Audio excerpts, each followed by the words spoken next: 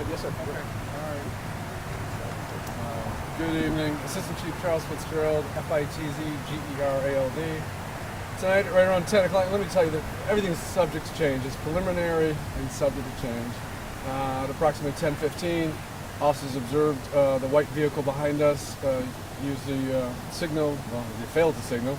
Came on, waited for the intersection to turn. As the light turned, they drove through, effected a traffic stop. When they encountered the driver, he did not have a license. They asked him from the vehicle, and that's when the first struggle ensued. He tried to pull off. The officer instinctively reached his leg in, and he stepped on the brake, tried to hold him. He was dragged about 20 yards.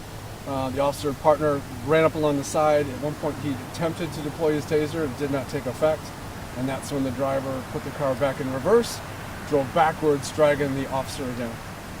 Fearing for his own safety and the safety of his partner, he fired at least one round, striking the subject, the driver, in the upper chest. The driver was conveyed to the nearest hospital by medic 17, and he was pronounced dead at scene, or dead on arrival. The officer also was taken to the hospital. He sustained some injuries. He's being treated now.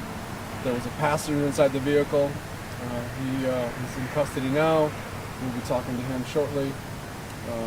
Inside the vehicle, when the whole skirmish started, there was a Glock on the floorboard. Inside the Glock was an extended magazine that also had a Glock switch.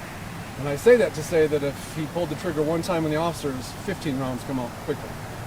So there was a lot going on. Also inside the vehicle, there's some marijuana that looks like it's packaged for sale. So a lot more to get through, but we're thankful the officers are safe. Any questions? Do you know the age of this person? I do not. I have no information on the driver at this point. Any leads coming from surveillance now? I know there's a lot of cameras in the area. Yeah, absolutely. Green light behind you, green light across the street. So we have plenty of video assets. Officers have their body-worn cameras on, so we'll have a better story in the morning.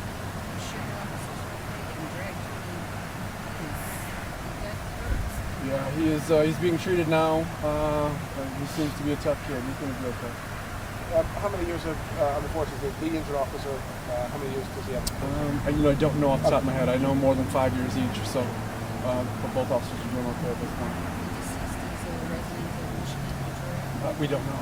We don't have a whole lot on him. We know that the passenger of the vehicle does live on the west side, not too far from him.